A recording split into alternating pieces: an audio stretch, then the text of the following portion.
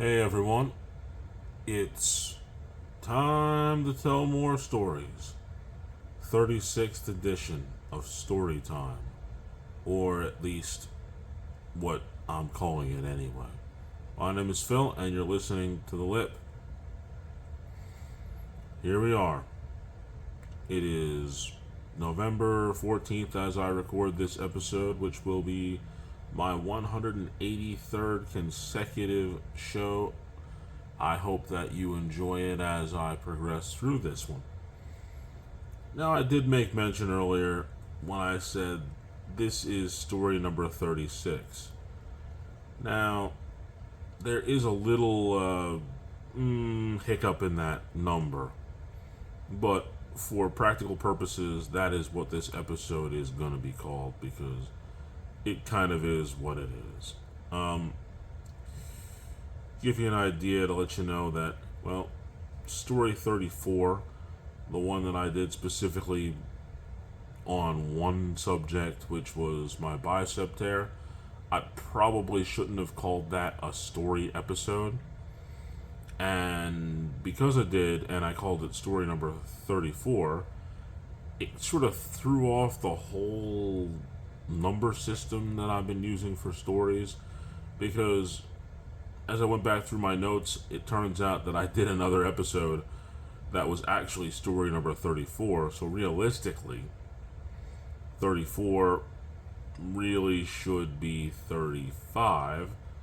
And even more so, realistically than that, I probably shouldn't even have called it a story episode. I should have just called it My Torn Bicep.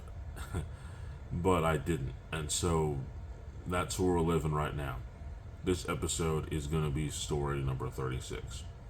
Of course, for anybody who has listened to my show before, you know that the story episodes usually have 3 different stories, which is another reason why the bicep tear story number 34 is just slightly out of place.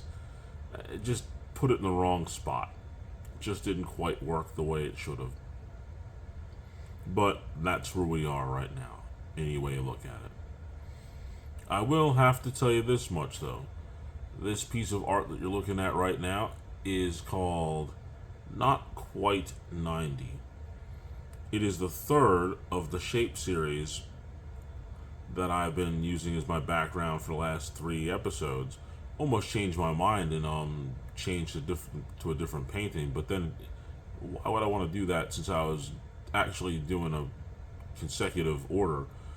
Now, this one, of course, called Not Quite 90, is for a reason, because you figure a square is 90-degree angles, and the squares that I have on this painting, well, I did them freehand, so they're not perfect squares, which means they don't have 90-degree angles on all sides, so realistically, they're not squares.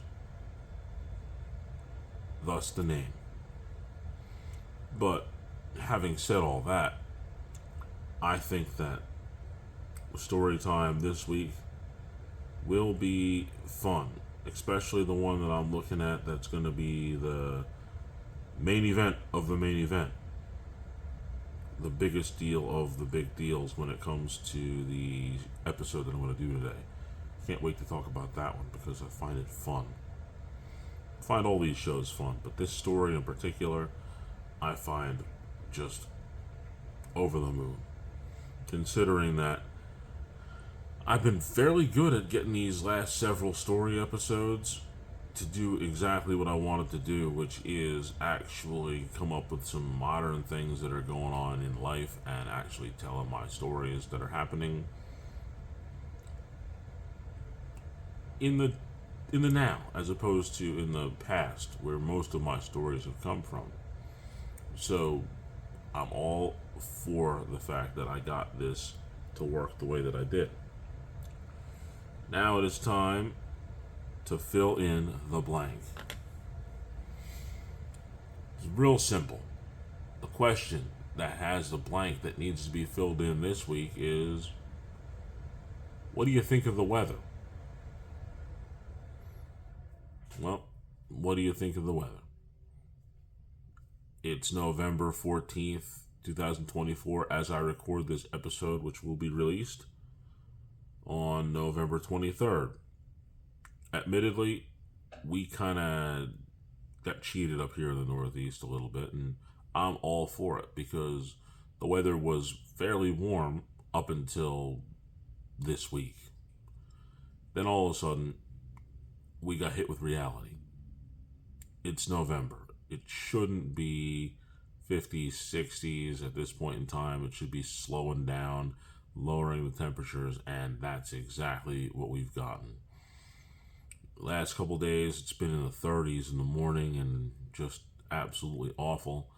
So, to make a long story short, how's the weather? That blank is filled in by simply saying it stinks. The weather stinks. It's cold. Granted, Northeast, we have 4 seasons. This one coming up, winter, is the worst of those seasons. Has the best holidays, but still the worst of the seasons. So once again, the question is, how's the weather? And that blank gets filled in by simply saying, it stinks. On that note, it's time for me to ring the bell and do the main event. Because, boy, these stories have been burning a hole in me for a little while, especially the one that I'm going to tell last. Can't wait for that one. Hope you enjoy that one as much as you enjoy this one. First one is about a watch band. Now, I don't know if I've made mention of it before. I probably have, and even if I haven't, it may have been on one of the shows that was on the Spotify. But I'm going to give you a little bit of background information. I got my Samsung smartwatch in 2019 prior to going on a Disney cruise with the family.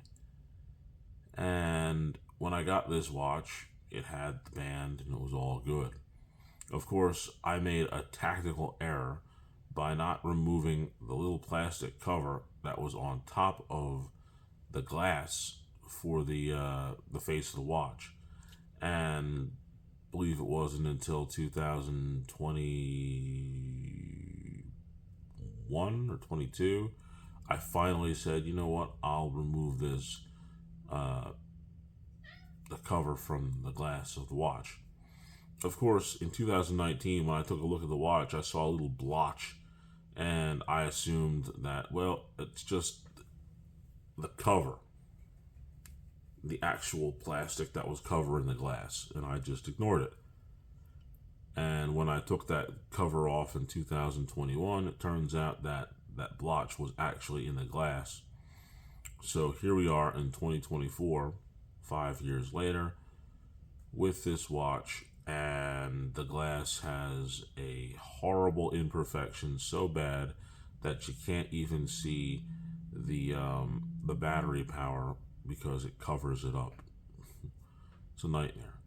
But I've gotten used to it, and I'm really comfortable with the watch. Now, the story about the band itself. Got the watch, had the band. That band lasted until 2021, and everything was cool. Turns out that over time, I knew that it was going to happen. If you wear a watch every day, the band eventually starts to stretch, especially when it's sort of like some sort of rubber composite material that the band was made out of, and eventually the holes for the loop ended up breaking, and I needed to replace the band.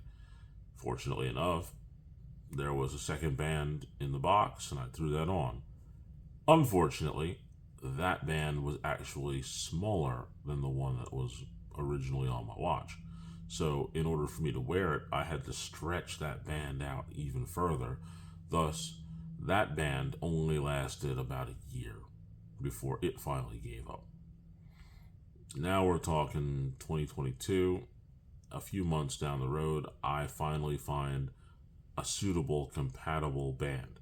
Now, I love Android and Samsung stuff. I am not an Apple person whatsoever.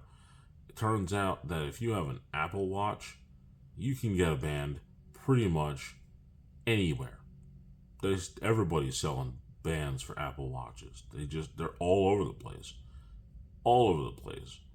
In fact, they're so plentiful that you could probably get a band for an Apple Watch on the corner where you see the homeless guy trying to get money. He probably has several of those bands that he can give you in exchange for a few dollars. That's how plentiful these Apple Watch bands are. Whereas I find it nearly impossible to find a watch band that is compatible with a Samsung watch. It's just been a nightmare.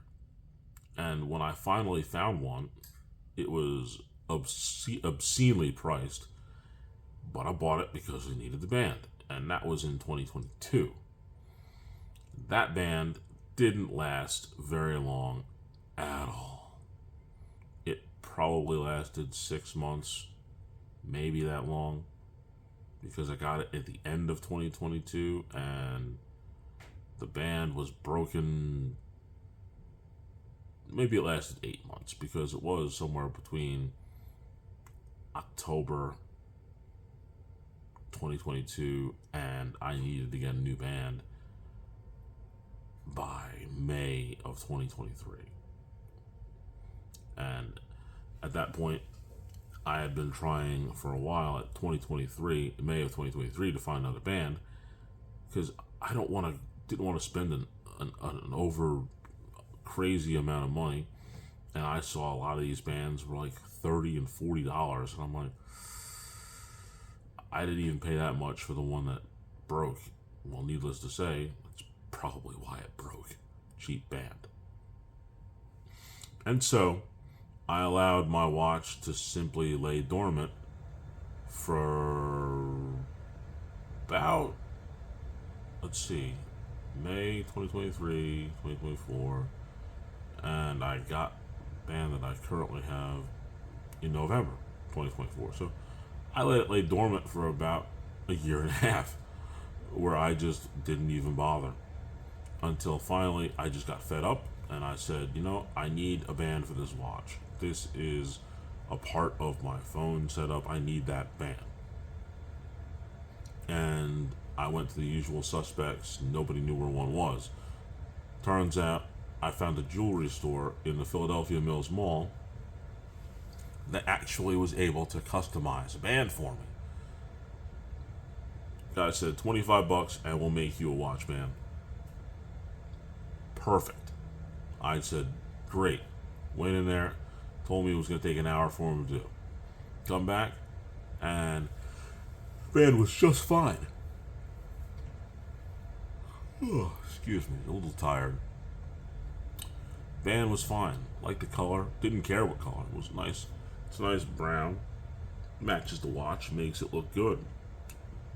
But just so happens I try to put the watch on, and as I'm doing so, the watch band actually separates, and I couldn't believe it. I'm like, oh no. I just paid for it. Went back, talked to the gentleman. He said, oh, I'll deal with it. I can fix it for you. Don't worry about it. Just give me another half an hour. Come back in half an hour. It's golden. Everything works perfectly. The band is in good shape, and I'm happy. 2 days later, the actual the clasp where you tighten down the watch separated, and I was about to go ballistic until I said, you know what? No. I'm just gonna get some super glue, and I'm gonna rig this thing up, and I'm telling you, it's gonna work. And I looked at it and did a Chuck Norris to it. I stared at it and I dared it to come loose again. And that was a week and a half ago. And this watch band is holding up very well. And even if it doesn't, I've got more than enough super glue and more than enough patience to make sure that it doesn't separate itself again. Long, drawn out process, But I tell you what, I think I'm gonna use this watch until time stops because of all that I've had to do in order to get it to maintain itself. And the way I figure it, over the last 5 years, this watch owes me probably a year and a half, 2 years worth of time of inactivity anyway. So, at the very least, this watch is going to have to give me my time back for at least the 2.5, the 2 years that it was inactive. I only think that's fair. Next. Oh boy. We're going to talk about a subject that is super dear and super necessary for me. I'm going to talk a little bit of PT or physical therapy. Man, I've had to do a lot of physical therapy through my life. A lot of it. First time ever was when I was in my sophomore year of high school after having my first ever knee surgery to repair cartilage. Torn meniscus. Fixed it right up. And I did about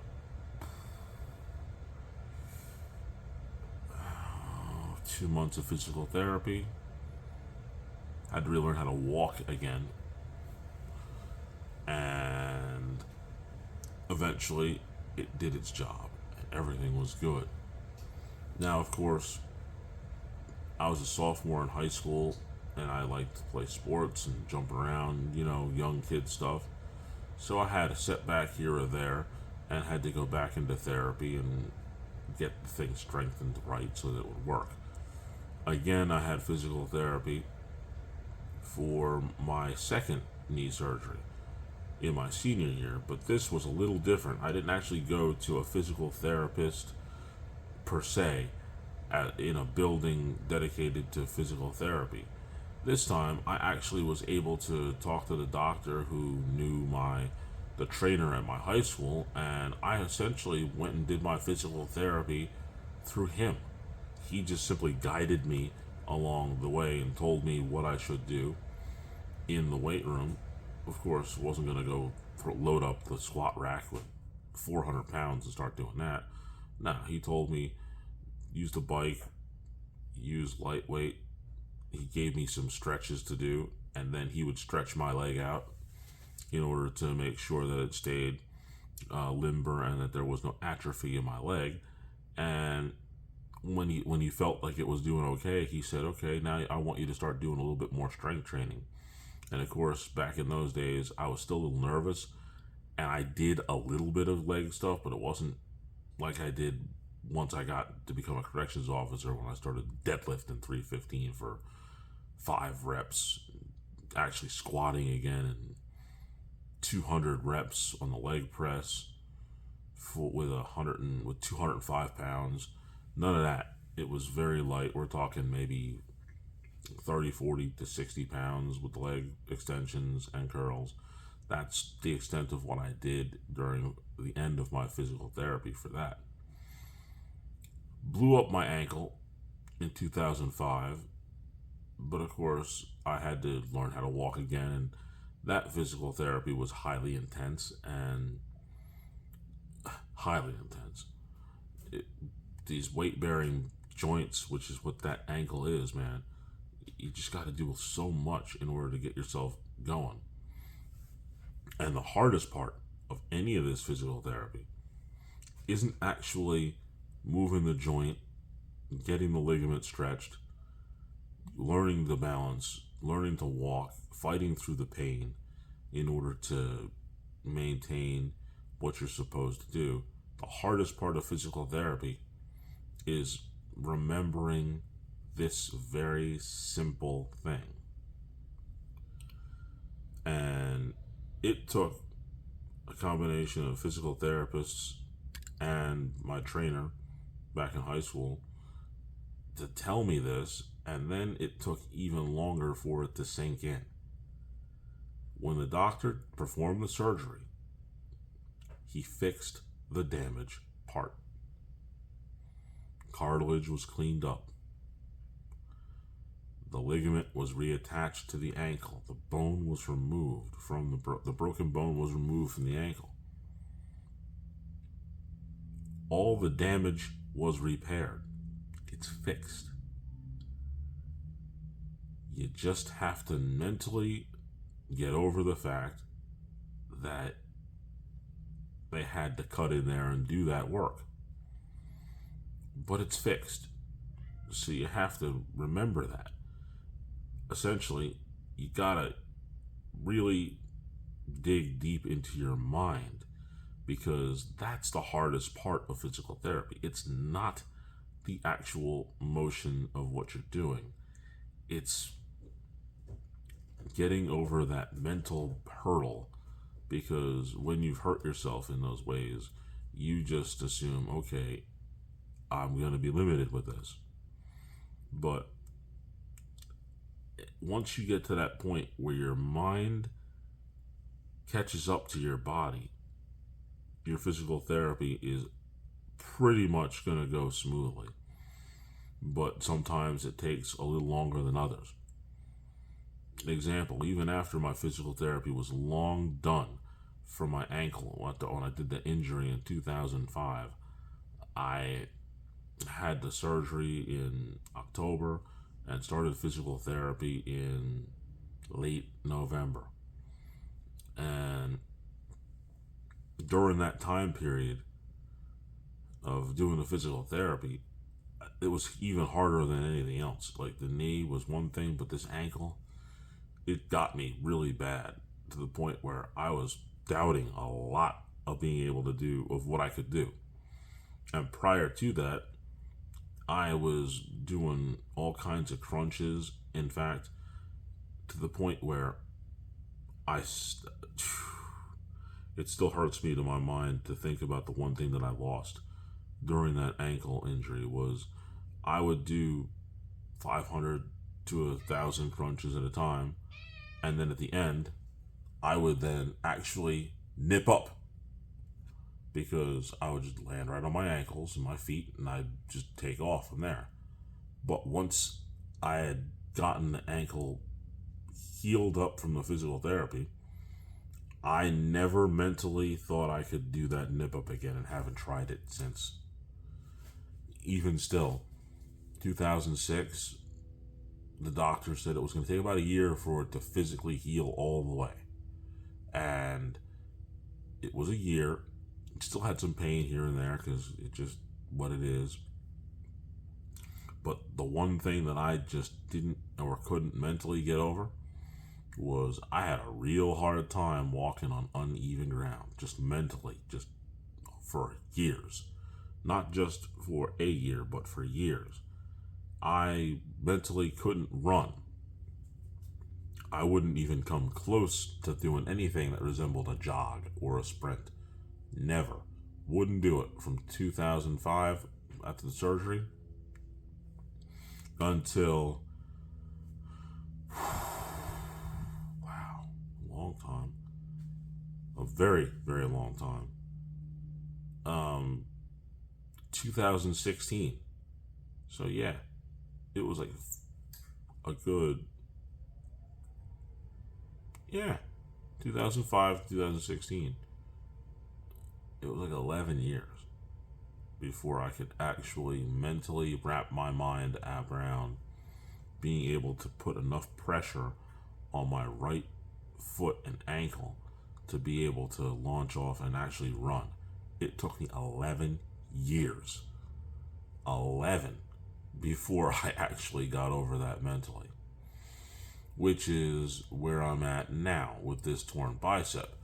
I am now fighting through the fact that I know that I got to do this therapy, and it's only been, as I'm recording this episode, about 6 weeks, month and a half after surgery.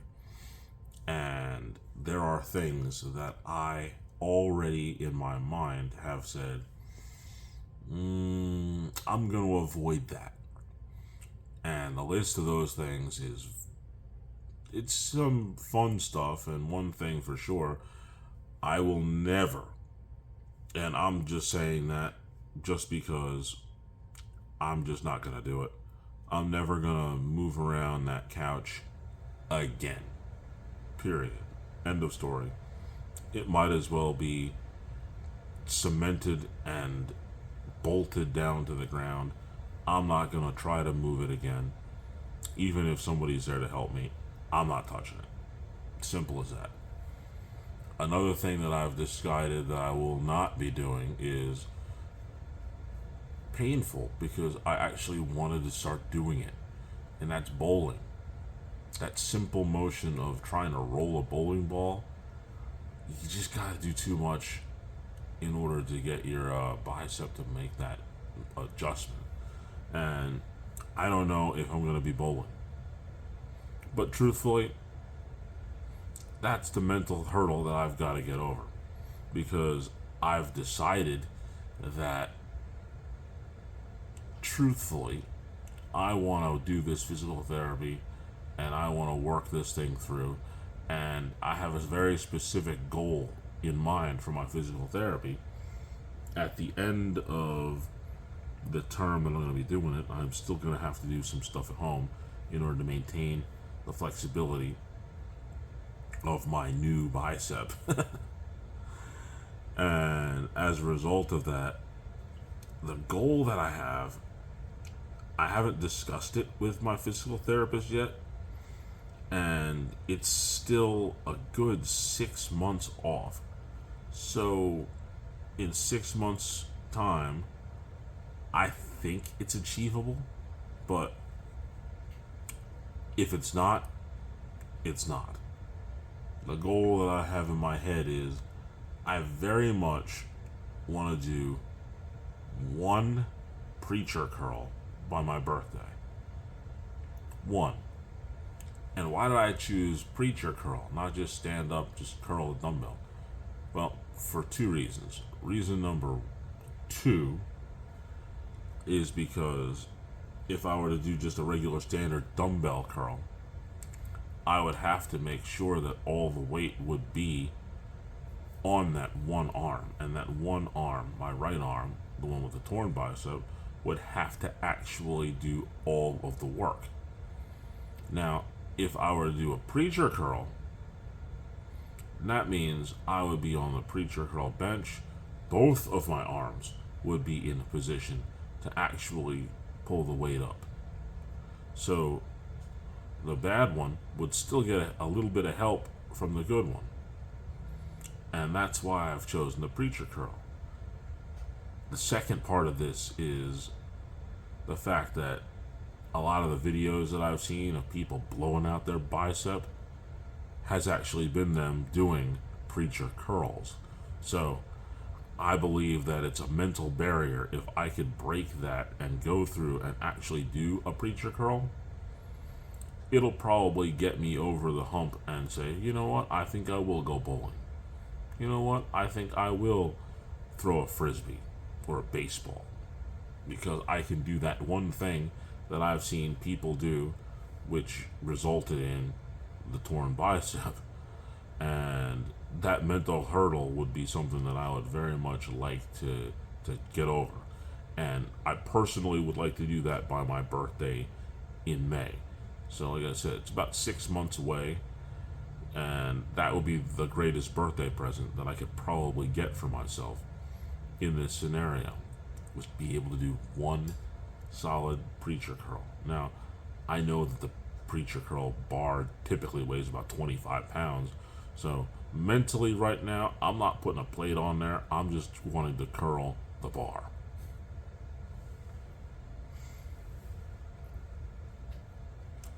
Finally,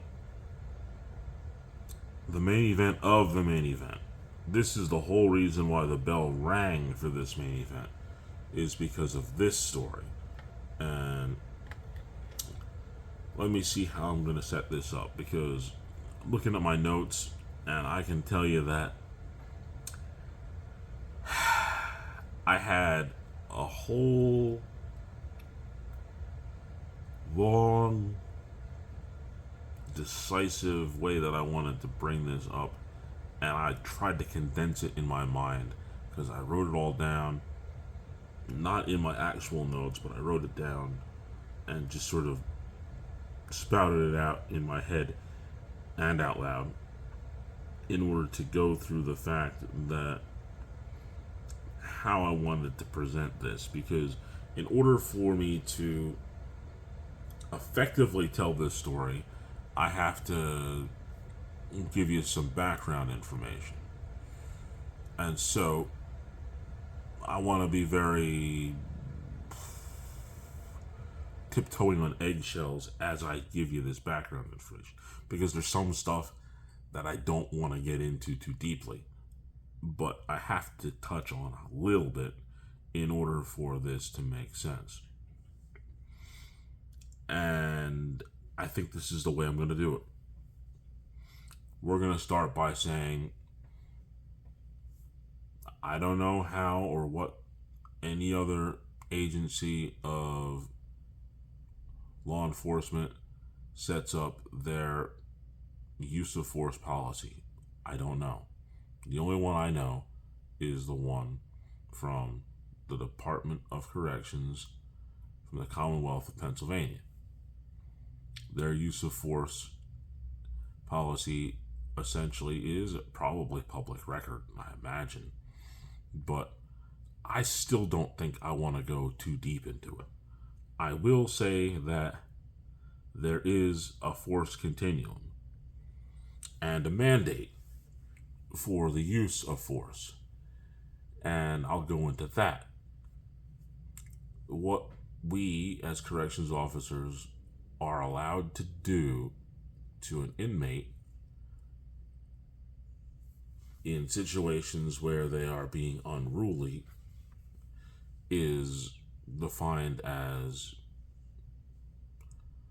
we are allowed to use the least amount of force required in order to gain compliance by the inmate. The least amount of force used in order to gain compliance from an inmate.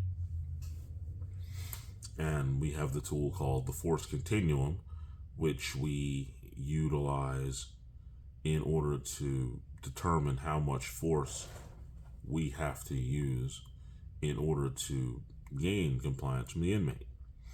Now, in that, we have to use our judgment in order to determine what level of force we use. Now, we have a very subtle level of use of force, and it goes all the way up to a higher level of use of force. And there's several steps in between.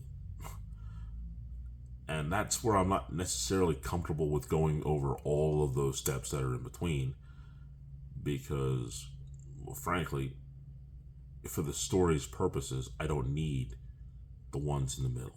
I only need the one on the bottom, and I need the one on the top, just to give you a range of where we're at, and know that there are subtle levels in between. It's not just the bottom level and the top level. There are gradual steps in between. And when using force on an inmate, we need to determine the level of force that we use. And the force continuum, essentially, you don't always start at the bottom. Sometimes the situation dictates that you may need to jump a few rungs because of how the inmate is acting. You may not be able to start at the bottom.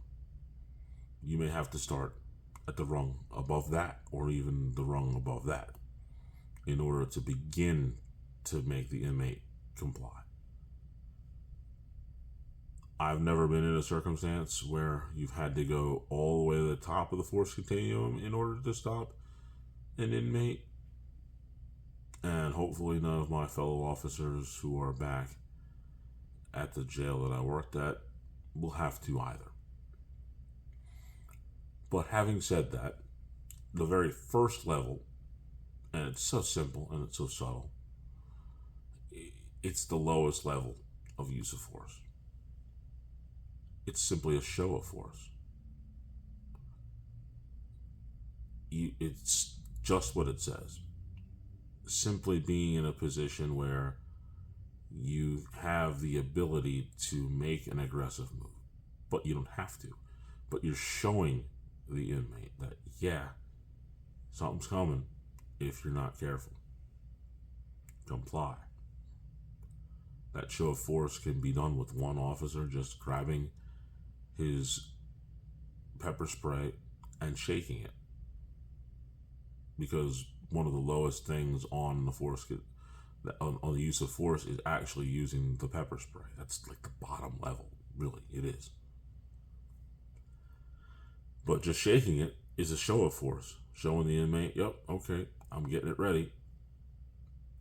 Just a group of officers in an area where a situation is starting to get built up, that is also a show of force when you start getting a bunch of officers together. And we're starting to show that, yep, if something's going to happen, we're here and we're going to stop it. Show of force. We're not going to go any further with that. And obviously, the very top level is deadly force. Now, deadly force doesn't necessarily mean grab a gun and shoot the inmate.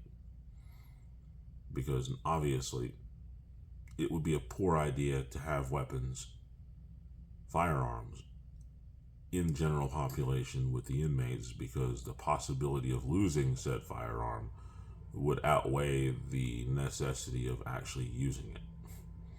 So you're not going to see any guns inside unless something big time happens. Usually that's reserved for taking an inmate on a trip. But that's the highest level, obviously. But at that note, the highest level of the use of force, deadly force, doesn't necessarily mean simply using the weapon, a gun, to kill the inmate. The definition is anything that can permanently injure an inmate.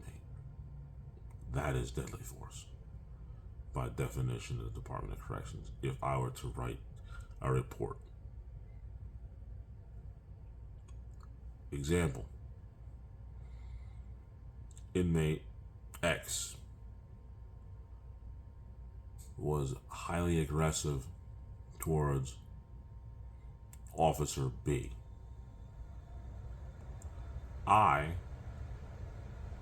grabbed inmate X's arm to attempt to pull him from Officer B. Inmate X resisted. I applied pressure to inmate X's arm, and still inmate X continued to assault Officer B. At this point, I had no choice but to escalate to deadly force on the force continuum and break inmate X's arm.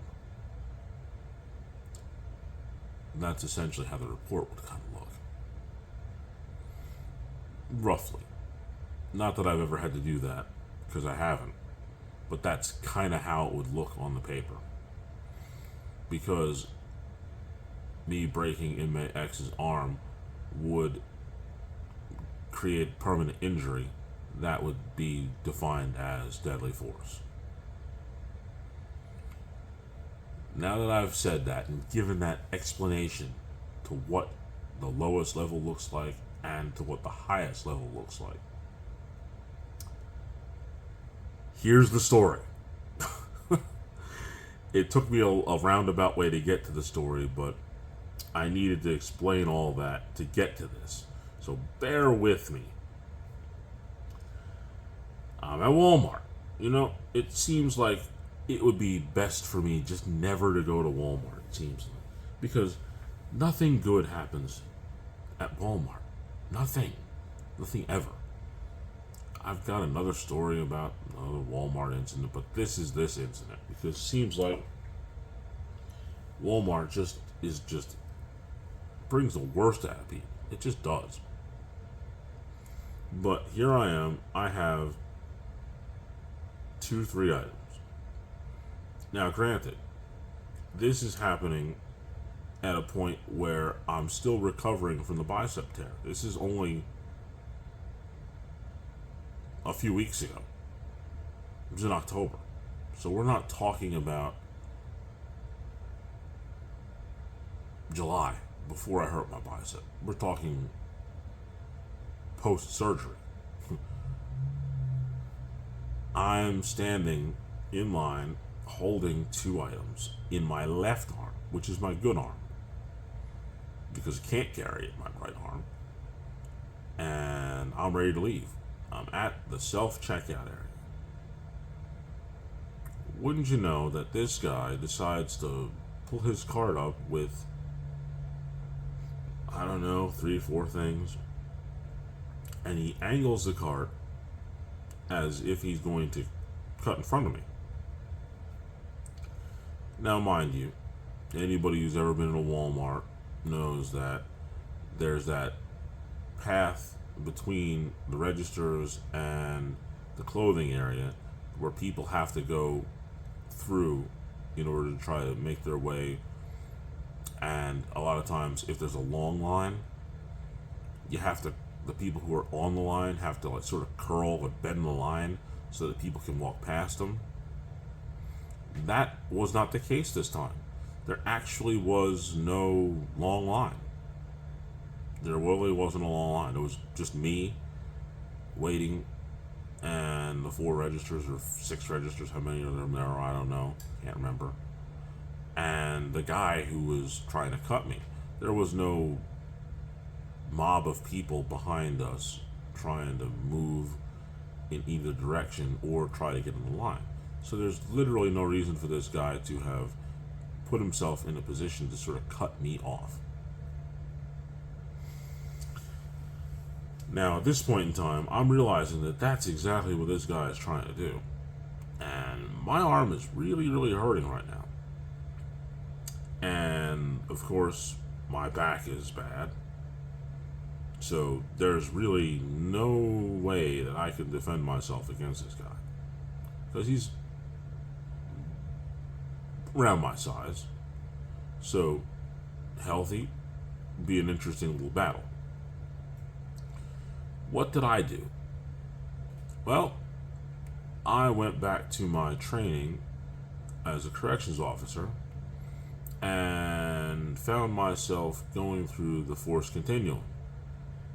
And wouldn't you know that I thought to myself, I've been able to stop actual fights between me and an inmate.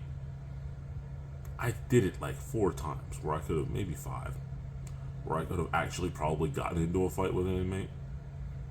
But using those skills, I was able to stop the fight between verbal and the show of force. I was able to stop the fight from happening. And so what I did was, I got myself with my stuff in my left hand, and I looked at the guy's cart, and then I looked at where he was, and I turned just enough to be in what would have been an aggressive attacking stance.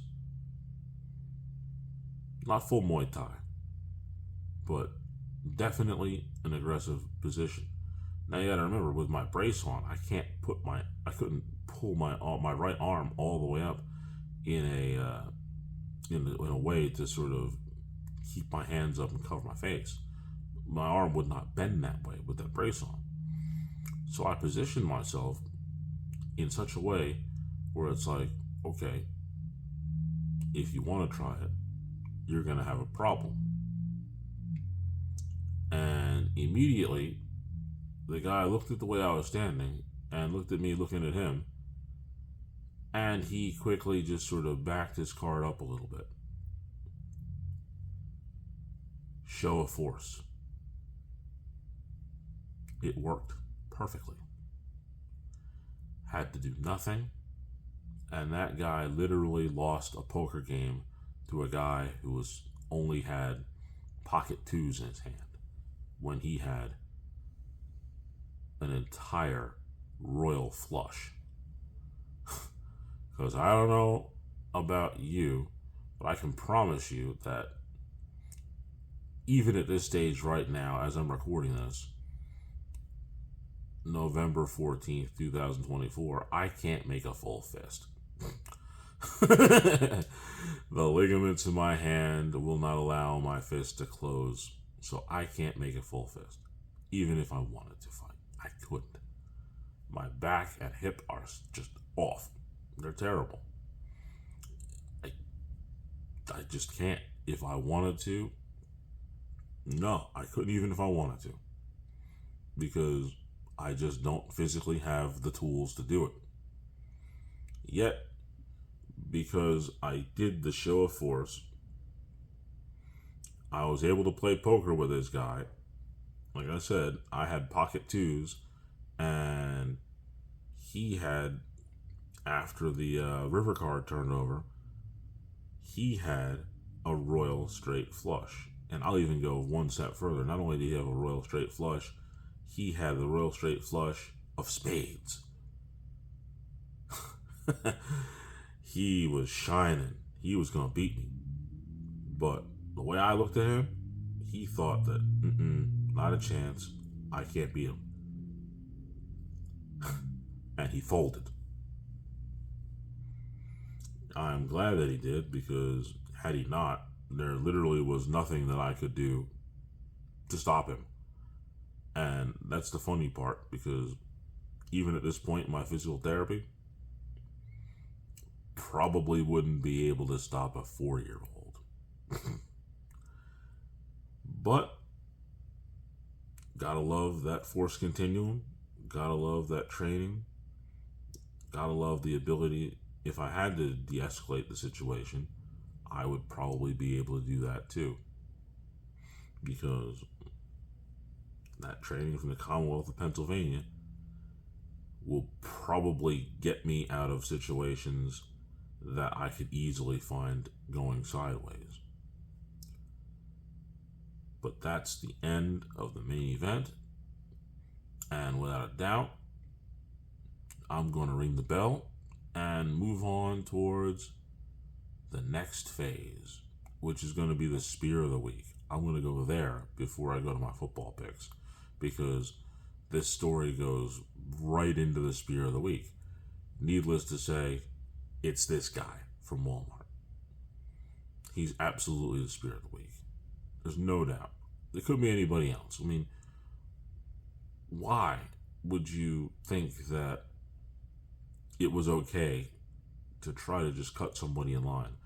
My favorite line about that is, this guy, in fact, I'm going to hold off on that line, because that line is going to actually be the words of wisdom. And it's going to be about this guy too. But for sure, this guy just assumed, yeah, I'm a tough guy and I'm going to just do what I want. No, you're not. Guy in Walmart who tried to cut me, who I literally had to go through the force continuum from the Department of Corrections in order to stop, you're the Spear of the Week. Now it's time for some fun, or should I say, not so fun. Didn't really have the greatest Week 10 predictions, but there were some that were just so close, and I honestly can't believe that I lost on all of these. Well, not all of them, but most of them. My original predictions for Week 10 were the Bengals versus the Ravens. I expected the Ravens to lose this one. I thought that Joe Burrow was going to have a chance. Nope. Ravens 35, Bengals 34. The Loser Bowl. Who was going to win the number one pick in the draft? I figured the Panthers, the worst team in the NFL, and I didn't expect any points out of them or the Giants. I expected 3-14 win for the Giants. No. Giants are way worse than I could even possibly imagine. The Giants lose to the Panthers 20-17 in Week 10. Now it's time to talk about the team that kind of broke my heart a little bit. My boy, Jaden Daniels of the Commanders. He did all he could, and his team let him down, which means I'm not going to necessarily say that I'm brokenhearted about what happened. Commanders, in my opinion, were going to beat the Steelers 21-16, but what actually happened was the Steelers prevailed 28-27, a 1 point loss to the Commanders, and the answer to that, in my opinion, is there were a few rough throws that he had that just didn't quite get to where they needed to go, and there was a few that were dropped that should have been caught by his receivers. So I'm not gonna put all the blame on Jaden Daniels at all, not at all, because I would say if you had to put it in a percentage as far as his throws went, I'm gonna say it's probably 70-30. He made at least 30%, a couple bad throws, but then there was a good 70% where his receivers just didn't do what they were supposed to do for him. What are you going to do? Well, Texans, Lions. I expected the Lions to blow apart the Texans because they didn't look real good to me in the last couple weeks. I said 42-28. Turns out the Lions had to play a little bit of defense here because the Texans, they're trying to rebound a little bit. And I think they're going to make the playoffs because they're probably the best team in the AFC South. They didn't do what I thought they were going to do, but the Lions did get the result that I said they were going to get. I got the win here, 26-23, Lions. 49ers, Bucks. Now, everybody was healthy for the 49ers and healthy to a detriment. Shaking my head. I know you can't see me. The one player that I wish was still hurt is the kicker, Jake Moody, because he missed literally 2 field goals that would have put the 49ers up by 6. Missed 2. Lucky he actually made one at the end of the game to win the game. So 49ers did win, but Jake Moody, boy,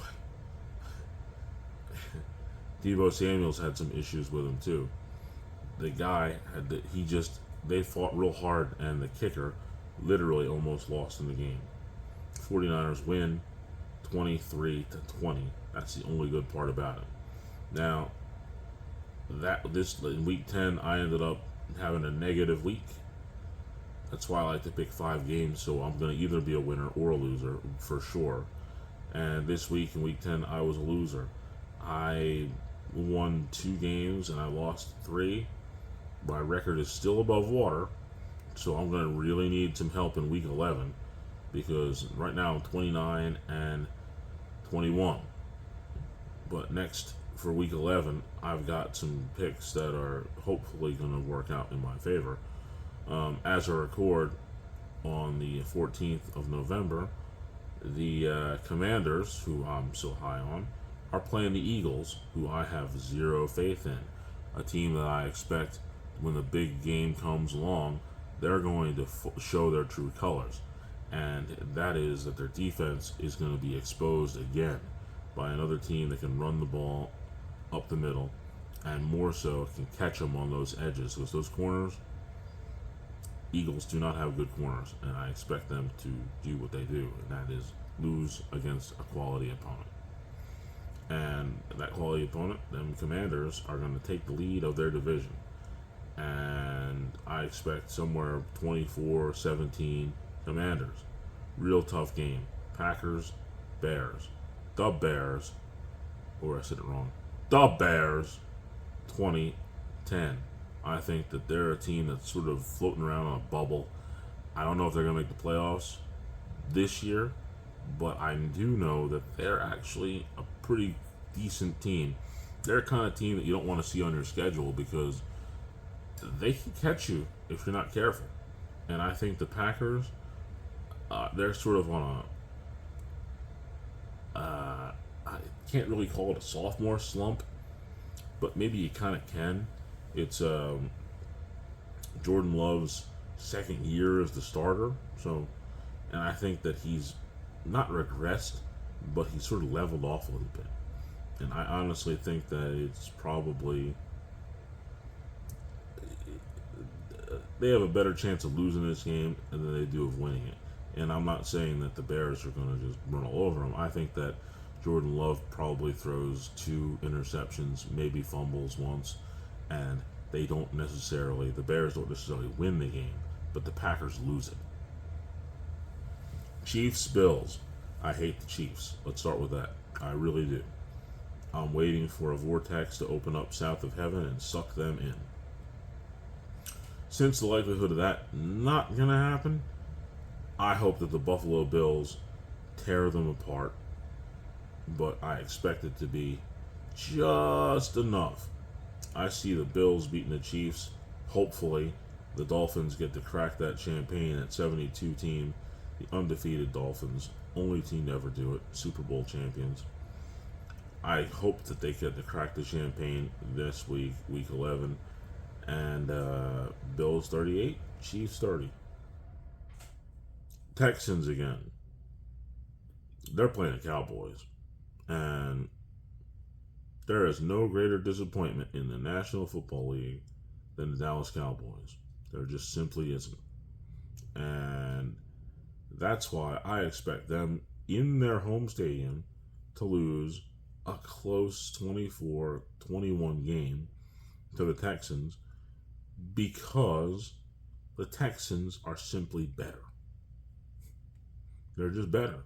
Cowboys, they're not good. They're just not good. And it's a shame that they're so not good. Finally, week 11, Seattle, San Francisco, my boys, they're healthy. Hopefully Moody is gone, so they won't have to worry about the field goals being missed.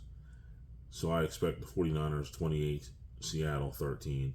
That's how that one's going to end, in my opinion. But speaking of end, it's time for this show to come to an end. Unfortunately, I loved the stories, especially recapping that nightmare in Walmart.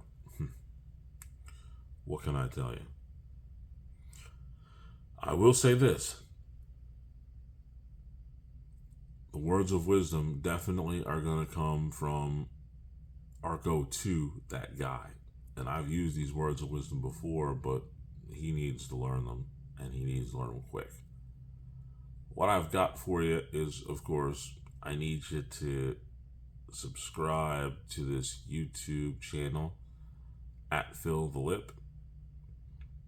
Check out our Facebook page, the Lip Facebook page.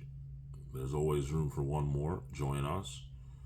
Philip Henderson 5102 is where you can find me on Instagram.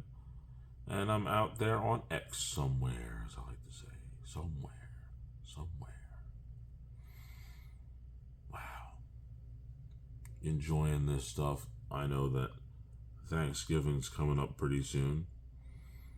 But I can certainly tell you that I'm ready for the words of wisdom because, man, I need to say this about this guy. And I wish that he would be able to hear this. Words of wisdom. The guy in Walmart who decided to cut me. Clearly, you failed kindergarten because one of the first things you learn is how to stand in line. It's just that simple. It's just that simple. On that note, I have a few more things I got to do today, so I will talk to you in a week, if not sooner, with something that I've recorded, which most likely will be the case. But as far as it goes right now, my name is Phil, and you've just listened to The Lip.